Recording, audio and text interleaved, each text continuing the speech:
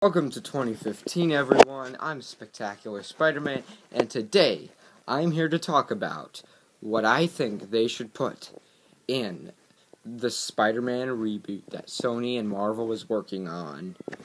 Roll the intro.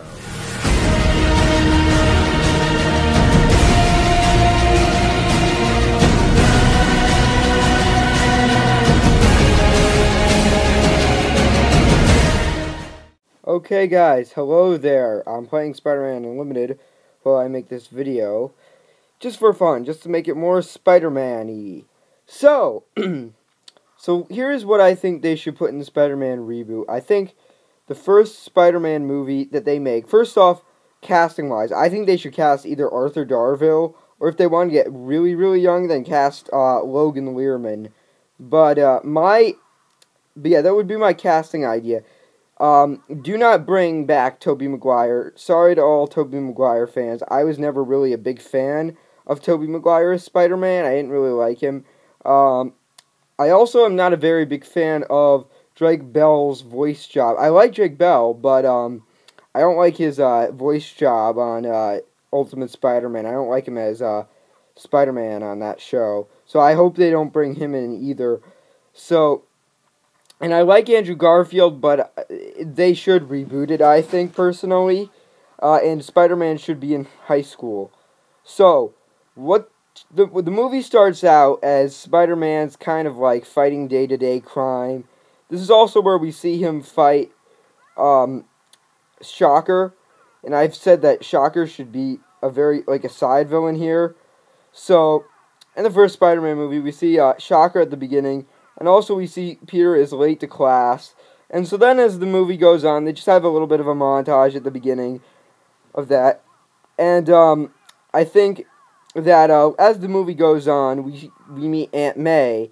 And Aunt May is having some debt issues.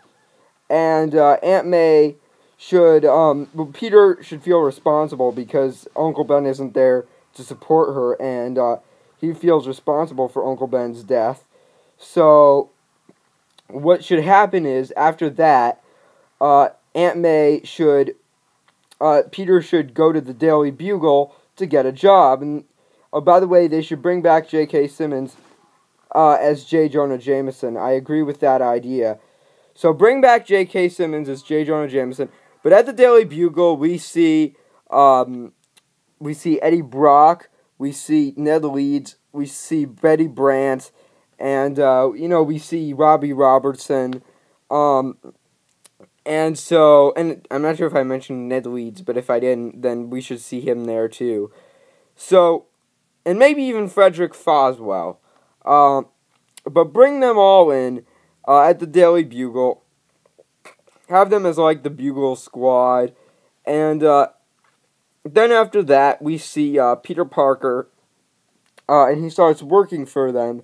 And then we get reintroduced to the Kingpin, who's going to be in the Daredevil miniseries on Netflix. And so he starts to have an interest in the Infinity Gems. I think Phase 3 is going to be all about the Infinity Gems. And so he's going to send Mysterio out to get the Mind Gem. Now, I've said Mysterio should be the villain, and he should be played by Zachary Quinto. I think Zachary Quinto was almost born for that role.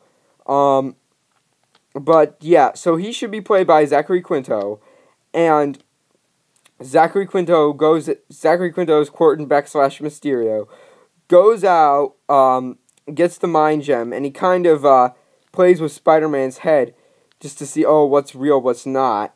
I've said that Mysterio should be the perfect villain for that because he's the master of illusions, and he could make the movie very Inception-style. And at the very end, Mysterio's defeated, and then in the post-credits or something, we see Peter get introduced to Director Coulson. For those of you who haven't been picking up on Agents of S.H.I.E.L.D., Coulson is now the new director of S.H.I.E.L.D. because Fury stepped down. So that's Spider-Man 1. Next, we get Avengers Infinity War. Now, for those of you who don't know, Avengers 3 is going to be called Infinity War, and it's about the Infinity Gauntlet. It's based off of the Infinity Gauntlet story, and it's about Thanos, who is in the Avengers post-credit scene and Guardians of the Galaxy. And he basically gets all the Infinity Gems and uses them against the heroes. So, yeah, that's what happens here. He gets the Infinity Gems. He uses them again. Well, what's going to happen, I think, in part 1 is going to be him assembling them. And I think Phase 3, which will include movies like Thor Ragnarok, maybe, Guardians of the Galaxy 2, definitely. Probably, they should do Spider-Man as one of them. And probably Doctor Strange and Black Panther. Those should be movies where the Infinity Gems are being assembled. And I think, but not by Thanos. Originally, there are all these people going after them. And then all of a sudden, out of the blue, Thanos comes and assembles them all in Avengers Infinity War Part 1. And Spider-Man might make some cameos in Part 1. But I think Part 2, they all go into space. Spider-Man goes into space, too, to go fight Thanos. He goes into this epic battle with Thanos. His costume gets damaged. And so he finds the spacey machine. And I know that sounds kind of lame, but he finds this machine that gives him a black suit, and it's the symbiote. Now, this is how he got his symbiote in the comics, except it was in the Secret War story, not the Infinity War story. But I mean, it's very unlikely that they're going to go with the Secret War story, so just go with, Infinity War. So, Infinity War, he gets his costume there, and then they defeat Thanos at the end. And then next we get, around Phase 4, we get Spider-Man fighting. Well, we get Spider-Man in Phase 4. That's when we get Spider-Man 2. And Spider-Man 2, we get, Peter has the symbiote on. It's probably going to be a darker movie, because, it's the symbiote. So, what happens in it is, I think the whole mystery of it is who's Hobgoblin. But I think they should make Ned Leeds the Hobgoblin just to trick everyone, including the audience. Because everybody's just going to be... Everybody that's read the comics is just going to be sitting there saying, yup, it's Roderick Kingsley. But instead, why not make it... At first, in the comics, what the Hobgoblin does is he deceives a bunch of people so that his identity is safe. In the end, it turns out it's actually Roderick Kingsley. But at first, he tricks everyone. At first, he makes Ned Leeds go crazy, and he turns into Hobgoblin. He's not the legit Hobgoblin, but I think they could change that here, just to surprise the audience. And also, they even got Flash Thompson. They made it look like Flash Thompson was the Hobgoblin. And then at the very end, it turned out it was Roderick Kingsley. So I think what they should do is they should have a fake out. Like towards the middle of the movie, we find, at first we think it's Flash Thompson. That gets debunked pretty easily. Next up, we get, what's his name? We get Roderick Kingsley, and we think it's him after they take his mask off. And then we learn that's a hoax, too. And then next we all think it's the Jack-o'-lantern guy. Jason, I believe it's Jason Macendale, I believe. Yeah, he was one of the Hobgoblins as well. So then they make it look like it's him, and then it turns out it's not. And then finally we find out at the very end that it's Ned Leeds. I mean, that would shock a lot of people. And that could be... Also, I think they could... for the first movie, I think we should get Jean DeWolf as a replacement to Captain Stacy. And then in the second film, we could have, with the symbiote, we could have the death of Jean DeWolf. And that could be a good crossover with Daredevil. So we get that. That could be... But instead of Sin Eater, because Sin Eater isn't really a big, he's not a big... he's not a very popular villain. They could just replace him with Hobgoblin. and Goblin could kill off what's her name, Jean DeWolf. So yeah, and I think she could be in the first movie. She could be like the Commissioner Gordon / Captain Stacy of the Spider-Man movies, and then the second one she dies, and we have to find out, and we know it's Hobgoblin, and we have to find out who it actually is, and then we get a crossover with Charlie Cox's Daredevil. That would be pretty cool.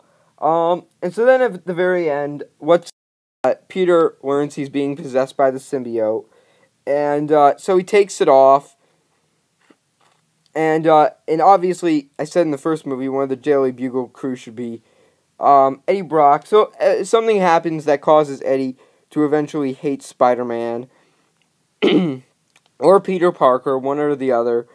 And so then he finally gets the symbiote on, and he gets this, and we see him get the symbiote on in the post credits. Don't do what they did with Spider-Man, where he comes in 10 minutes towards the end and gets the symbiote on. No, we should get a tease of him as Venom at the very end, and then third movie, introduce Venom.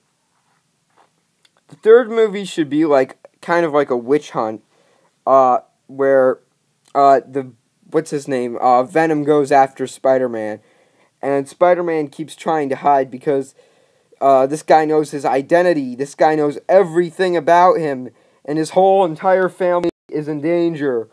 So it should kind of be like a witch hunt type of film. And I think the fourth one should be Maximum Carnage. Either that or the fourth one. If the fourth one comes out in 2023, actually, yeah, but I think the fourth one should come out in 2023, and for the 60th anniversary, because that's going to be the 60th anniversary of Spider-Man. So for the 60th anniversary of Spider-Man, which would be our fourth movie, we should get Spider-Man. We should get the Spider-Man from here to team up with Tobey Maguire's Spider-Man and Andrew Garfield's Spider-Man. Imagine how incredible that would be. So they should do that, I think, for the fourth one. And that's what I think they should do. Let me know in the comments section below what you think they should do for the movie. And I'm out.